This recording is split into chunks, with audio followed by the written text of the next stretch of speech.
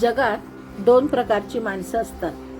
एक काम करून थकतात आणि दुसरं काम करूनही न थकता तेजस्वी होत जातात. प्रश्न हा आहे की त्यांच्यात फरक कुठे आहे? उत्तर समर्थ रामदास स्वामी यांनी त्यांच्या एका श्लोकात दिलेलं आहे. ते म्हणतात, तुमचा देह कोणासाठी झिजतोय? भगवंतासाठी का स्वकार्यासाठी? हेच आपण शोधून काढायचं आहे. आपण सगळेच आयुष्यभर धावत असतो. कुणी पैशासाठी, कुणी प्रतिष्ठेसाठी, कुणी कुटुंबासाठी, तर कुणी स्वतःच्या स्वप्नांसाठी.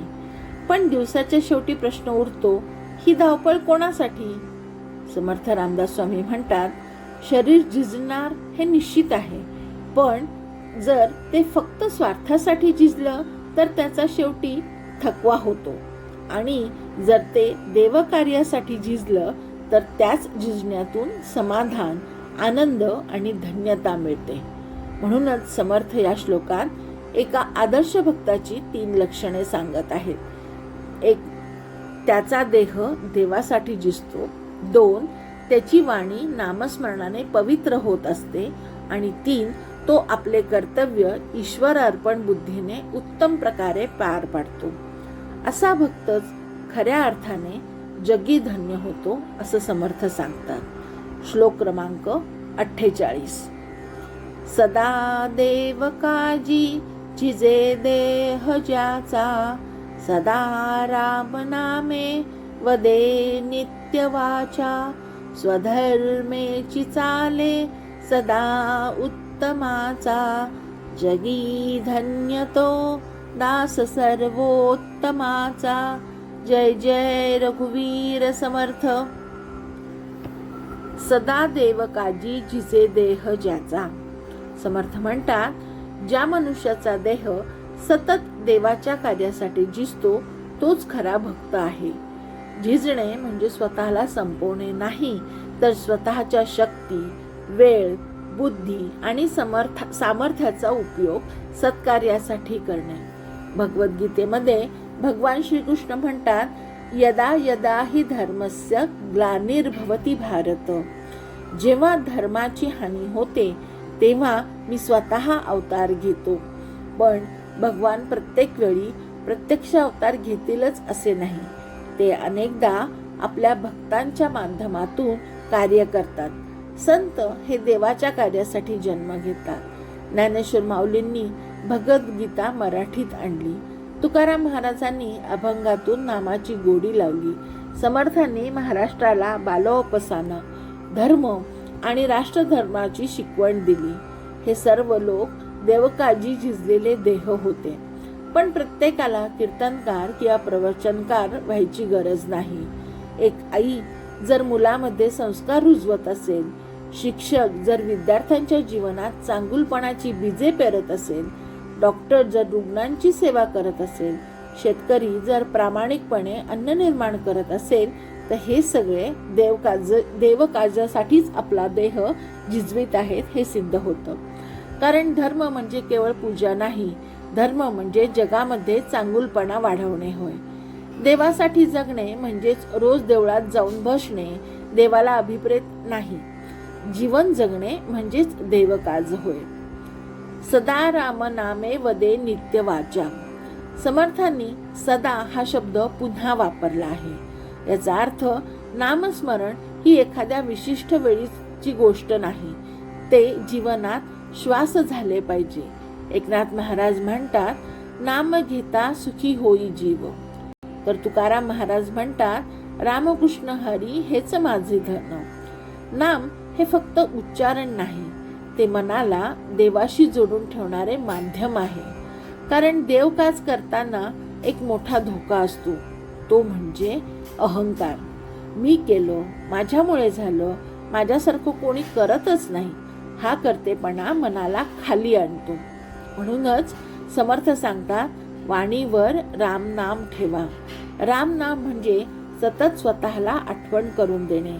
करतेपणा माझा नाही, सर्व काही त्याच्या कृपेने घडत आहे. दासबोधात समर्थांनी वारंवार सांगितलेलं आहे की कर्तेपणाचा अभिमान हा साधनेतील सर्वात मोठा अडथळा आहे.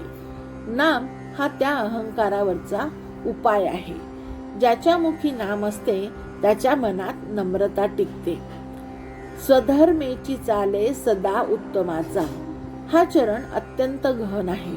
आपल्याला वाटते अध्यात्म म्हणजे संसार सोडणे, पण समर्थ तसे म्हणत नाही.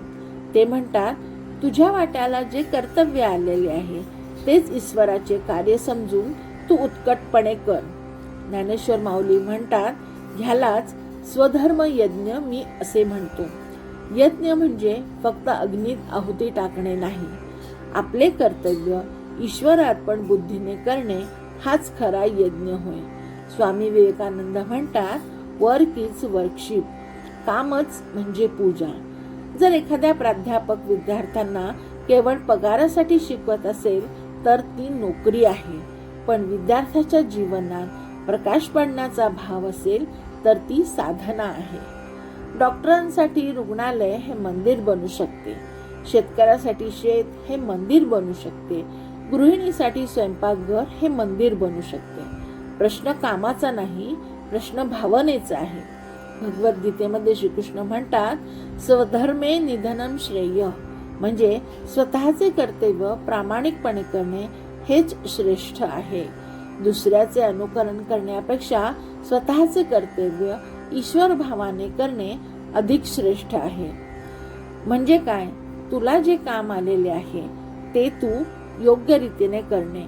म्हणजे एखादी गृहिणी स्वयंपाक करत असताना तिच्या मनामध्ये हा भाव पाहिजे की आज मी जे अन्न तयार करत आहे ते अन्न म्हणजे माझ्या घरातील परमेश्वर रूपी, भगवंता रूपी असणारे सगळे जण ते अन्न आज ग्रहण करणार आहे. म्हणजे त्याच्यामध्ये नम्रतेचा भाव असणं अतिशय आवश्यक आहे. मला जे काम आलेलं आहे ते भगवंताच्या इच्छेनेच आलेलं आहे आणि मी ते माझं काम, माझं कर्तव्य कर्म म्हणून, देवपूजा म्हणून करीन. म्हणजे त्यातील भावना अतिशय शुद्ध होत जाते. जगी धन्य तो दास सर्वोत्तमाचा. असा भक्त धन्य का आहे? कारण त्याच्या जीवनात एक विलक्षण समतोल निर्माण झालेला असतो. त्याचा देह कर्मात आहे, त्याची वाणी नामात आहे आणि त्याचे मन भगवंतात आहे.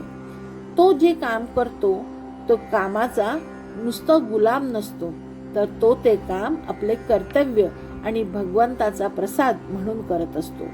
तो संसार करतो पण त्याला बंधन मानत नाही. तो नाम घेतो पण दिखावा करत नाही. अशा भक्ताचे संपूर्ण जीवनच उपासना बनते. समर्थांनी ह्या श्लोकात सदा हा शब्द 3 वेळाला वापरला आहे. कारण अध्यात्मामध्ये एखादा प्रसंग नाही तर ती सातत्याची साधना आहे. सतत देवकाज, सतत नामस्मरण आणि सतत स्वधर्म असे जीवन जगणारा मनुष्य बाहेरून सामान्य दिसेल, पण परमेश्वराच्या दृष्टीने तो अत्यंत प्रिय असतो. भगवद्गीतेत भगवान श्रीकृष्ण म्हणतात, यो मे भक्त्या समे प्रियः, म्हणजे असा भक्त मला अत्यंत प्रिय आहे. म्हणूनच समर्थ शेवटी म्हणतात, जगात धन्य तोच आहे ज्याचा प्रत्येक श्वास, प्रत्येक कर्म आणि प्रत्येक शब्द भगवंताला अर्पण झालेला आहे. जय जय रघुवीर समर्थ.